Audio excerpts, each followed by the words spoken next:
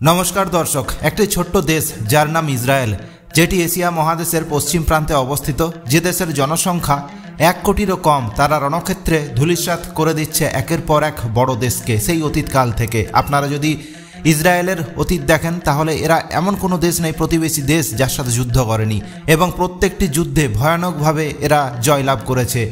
এই দেশের উত্তরে আছে লেবানন এবং সিরিয়া, পূর্বে আছে ওয়েস্ট ব্যাংক এবং জর্ডন, দক্ষিণ পশ্চিমে আছে গাজা স্ট্রিপ এবং ইজিপ্ট, এবং পশ্চিমে আছে ভূমধ্যসাগর। ইসরায়েল ভালো মতোই জানে তার চারপাশে একটিও বন্ধু দেশ নেই, চারপাশের প্রায় প্রত্যেকটি দেশই তার শত্রু। তাই তারা দিনে দিনে নিজেদেরকে এতটাই শক্তিশালী করে নিয়েছে যে বর্তমানে বড় বড় দেশগুলো ইসরায়েলের দিকে চোখ তুলে তাকাবার সাহস পর্যন্ত করতে পারে না।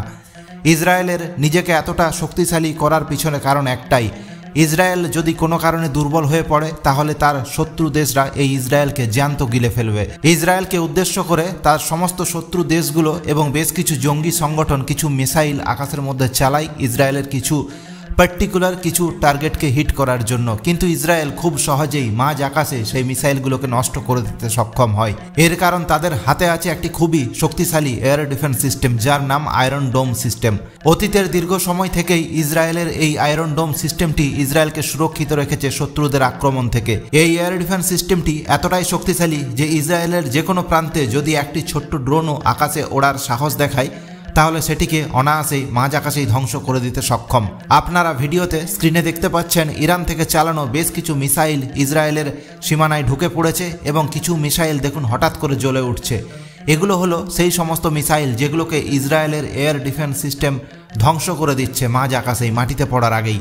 এত যুদ্ধের পরিস্থিতির মধ্যেও ইসরায়েলের মধ্যে স্বাভাবিক আছে তাদের কাজকর্ম, স্বাভাবিক আছে রাস্তায় লোকজনের যাতায়াত, সমস্ত কিছু স্বাভাবিক রাখার কারণ তাদের একটাই, তাদের মাথার উপরে আছে এয়ার ডিফেন্স সিস্টেম, যেটি তাদের সমস্ত রকম অ্যাটাক থেকে তাদের রক্ষা করতে সক্ষম। তো বন্ধুরা, এই ছিল আজকের একটা ছোট্ট ভিডিও, যেখানে আমি আপনাদের দেখানোর চেষ্টা করলাম একটা ছোট্ট দেশ, যাকে একটা পেনের ডট বললেও ভুল হয় না সারা পৃথিবীর রেসপেক্টে, সেই ছোট্ট দেশটি যার জনসংখ্যা 1 কোটিরও কম।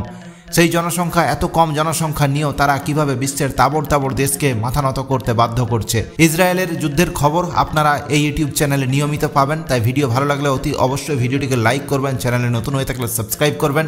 ভিডিওটি দেখার জন্য অসংখ্য ধন্যবাদ।